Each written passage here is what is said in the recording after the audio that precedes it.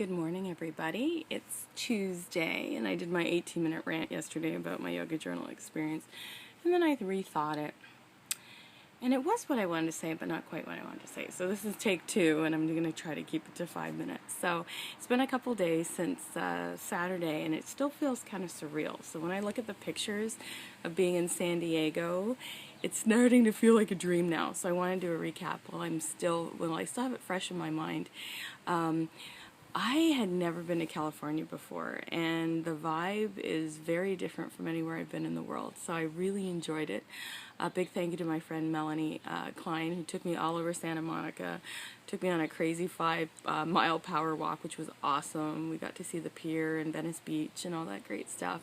And then we trekked out to San Diego to be at the Yoga Journal Conference, and I'm very excited. I got to meet with Karen Gorell, editor-in-chief.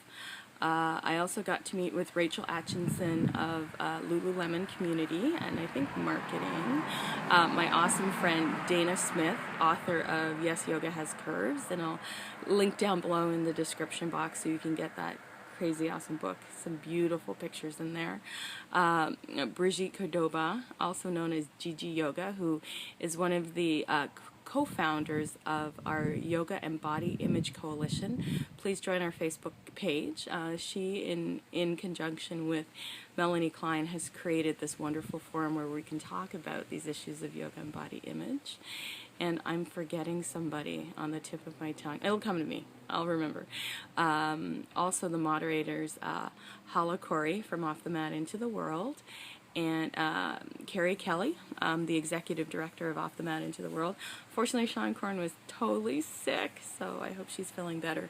But the conversation was amazing. Never in the history of my yoga career would I ever think I got the opportunity to sit down with some of the biggest people on the panel who shape what we see in modern day yoga media and have them be open to listening. The conversation was super productive. It initially started out with Melanie laying out what yoga and body image means and how we see ourselves and how we develop our feelings around our body. So that really set a really great tone for the discussion. So the discussion was put out there to Lululemon as to why they're not making clothes bigger than a size 12, and their reasoning is that this is their core market and this is what they want to focus on, and there's lots of other people in the industry who are creating yoga clothes for bigger bodies. So, you know, it is their prerogative to do what they want. It is their business. So it's up to us with bigger bodies to go out there and support companies that are doing clothes for us, right? Because that's what we need to do. So I have a great friend in Vancouver, I believe it's Vancouver, or maybe even Burnaby, who's creating a yoga clothing line for women with bigger bodies, for people with bigger bodies. So, you know, we can be the change, and we can move forward and do that, and we can support companies that are interested in building out clothing to fit a larger population. So that was the general consensus on Lululemon, and I get it. It's hard to create yoga clothes for bigger bodies. So if we want to send it to somebody who's more interested, that's where we should go. So that's my feeling on that. It was great to talk to Carol Gorin of Yoga Journal. She was super receptive. You know, I had my emotional moments, and I did mention that we do feel left out. There's a large segment of the population who doesn't feel that Yoga Journal speaks to them, and she was very receptive in hearing that.